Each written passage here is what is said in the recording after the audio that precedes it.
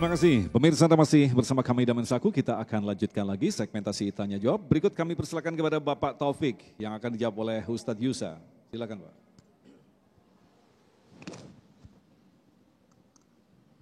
Baik. Assalamualaikum warahmatullahi wabarakatuh.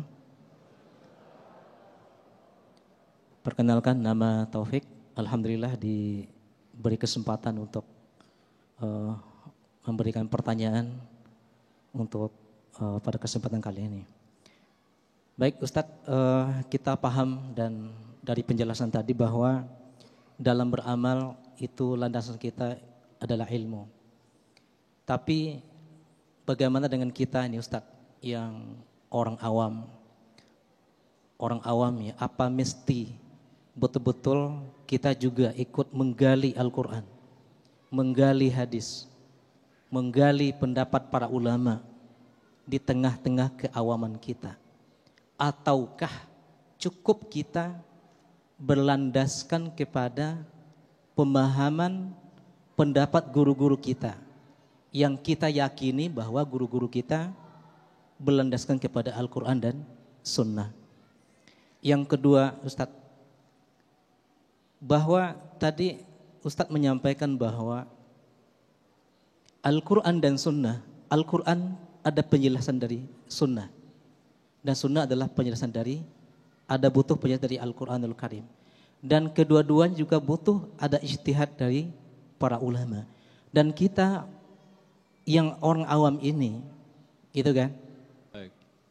Bagaimana kita menyikapi perbedaan-perbedaan di antara interpretasi para ulama tentang Al-Quran dan Sunnah. Dan kadangkala inilah yang menyebabkan di tengah-tengah masyarakat beda ustadznya, beda ulama, beda pendapat yang diambil, justru yang didapatkan bukan ukhuwahnya. Baik, terima kasih Pak Taufik. Terima kasih. Silakan Ustadz Yusa. Baik, sebagaimana yang tadi disampaikan oleh guru kita, landasan awal kita yang dipegang teguh sama kita itu Al-Quran dan hadis. Ini yang harus kita pegang. Ini yang menjadi pondasi buat kita, genggam pakai gigi geraham kita sampai mati. Tapi sekali lagi kita tidak bisa memahami secara sempurna. Memang salah satu fungsi dari hadis itu al-bayan, penjelas daripada Al-Quran itu sendiri. Tapi Nabi saja masih diberikan jawami'ul kalim.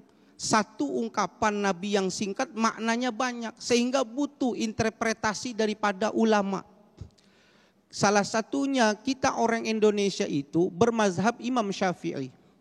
Kita kalau melihat hadis Nabi, mengumpulkan hadis-hadis Nabi, bagaimana tata cara sholat Nabi itu sukar. Sehingga ulama menolong kita menjadikan satu ijtihad bahwasanya dalam sholat minimal 17 sampai 19 komponen ini harus ada yang disebut dengan rukun sholat. Itu ulama mempermudah buat kita.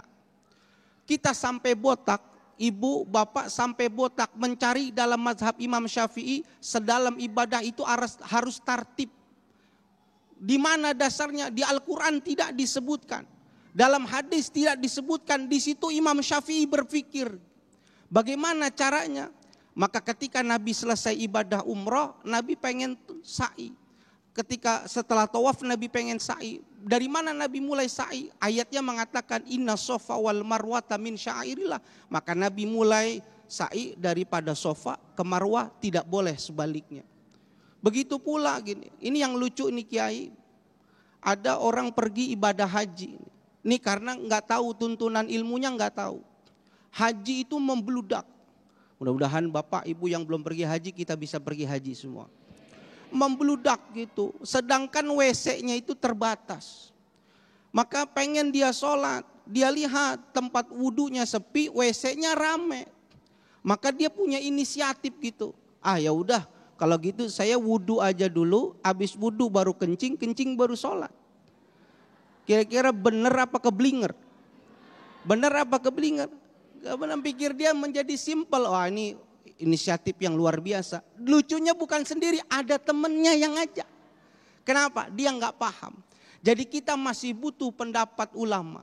Lalu bagaimana ulama satu dengan ulama itu berbeda pendapat? Ikhtilafi ummah rahmah, itu kasih sayang buat kita. Ulama yang banyak tabahur bil ilmunya sudah banyak, itu lebih legowo biasanya. Kenapa? Banyak perbedaan-perbedaan pendapat itu yang semuanya tidak menyalahi aturan.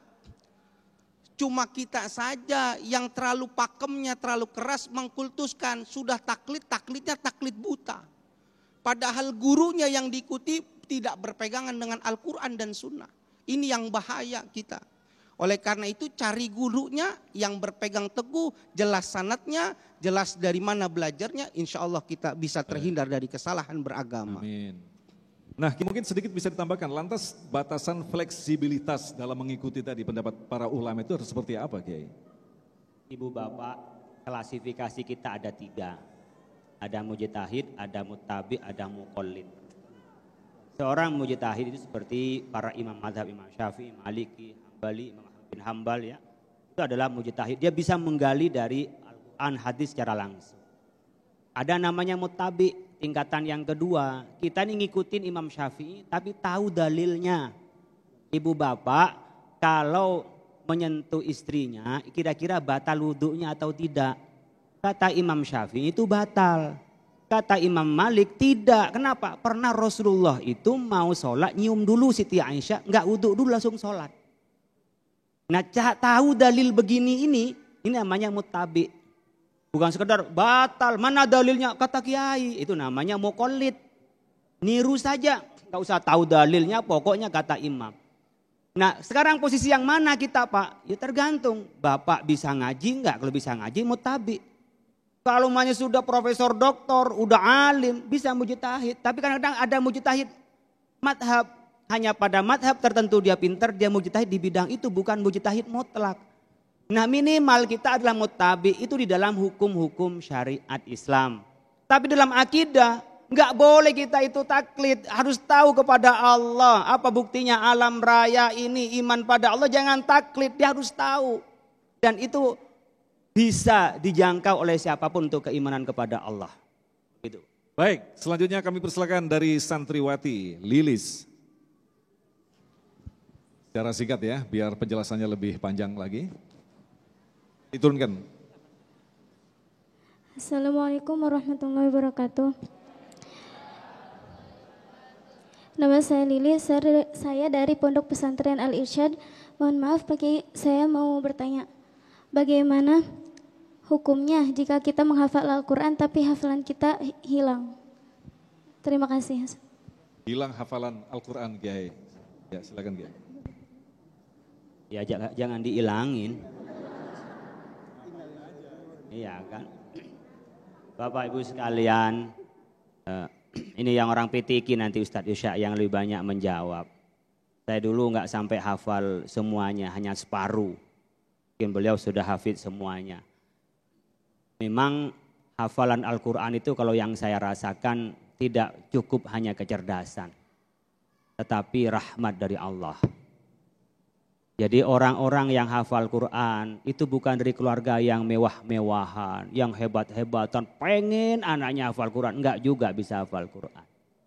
Tapi kadang-kadang dari keluarga yang sederhana, menjaga ya halal haram dan syubhat, anaknya hafal Al-Quran. Bahkan bukan anak siapa-siapa, artinya bukan anaknya orang kiai pun bukan. Tapi Allah memberikan hafal Al-Quran.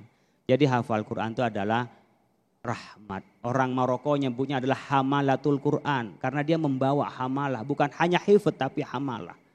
Bagaimana Pak caranya memelihara? Ini juga saya nggak tahu. Ya, kecuali kita mendekatkan diri kepada Allah. Kemudian tentu murojaah, maka orang-orang yang memelihara hafalan Quran, ya dia memang mencurahkan hidupnya untuk menghafalkan Al-Quran. Sedikit maksiat, udah hilang 5 ayat. Maksiat lagi hilang 10 ayat. Jadi memang Al-Quran ini Bapak Ibu sekalian membutuhkan kemurnian hati, kedekatan diri kepada Allah. Tapi kalau sudah berupaya Pak, semuanya sudah kita kerahkan, tapi juga lupa. Dosa apa enggak Pak? Insya Allah tidak, asalkan sudah kita bersungguh-sungguh. Karena Allah yang maha tahu. Tapi kalau niat melupakan tentu ya kita bagian orang yang meremehkan kepada Al-Quran. Masya Allah, terima kasih Kiai Khalil Nafis, Kiai Yusa Hakam yang telah memberikan ilmu yang sangat luar biasa sekali. Setidaknya kita tidak pernah lepas dari majelis ilmu karena disinilah tempat kita mampu menyelamatkan diri dari sekian banyak ujian yang ada di depan kita. Ingatlah, kita saat ini sedang hidup di era penuh fitnah.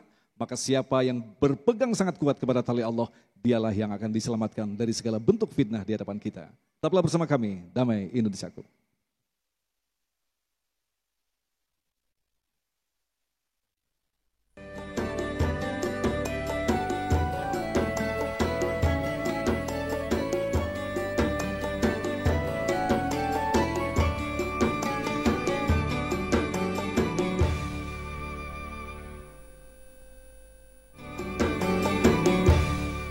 Demikian pemirsa yang dirahmati Allah, Damai Indonesiaku untuk hari ini, dan insya Allah besok di Ahad 19 Juni kami akan menghadirkan Haji Sumarno Syafi'i dan Ustadz Azzari Nasution dengan tema syarat menjadi pemimpin dalam ajaran Islam.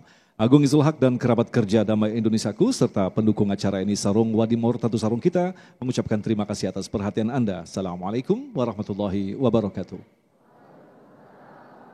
Nastaghfirullahaladzim, nastaghfirullahaladzim. Allahumma salli wa sallim ala Sayyidina Muhammad wa sallim. Ya Allah, ya Rahman, ya Rahim, ya Fattah, ya Razak, ya fa'alul lima yurid lakal hamdu kama yanbaghi li jalal jalal karim wa azimi sultanik. Allahumma inna nas'alukal huda wat tuqa wal afafa wal ghina. Allahumma inna nas'aluka ridhaka wal jannah wa na'udzubika min sakhatika wan nar. Allahumma innaka afuwun karim tuhibbul afwana ya karim. Rabbana atina fid dunya hasanah wa fil akhirati hasanah wa qina adzaban nar. Subhan rabbika rabbil izzati amma yasifun wa salamun alal mursalin walhamdulillahi rabbil alamin.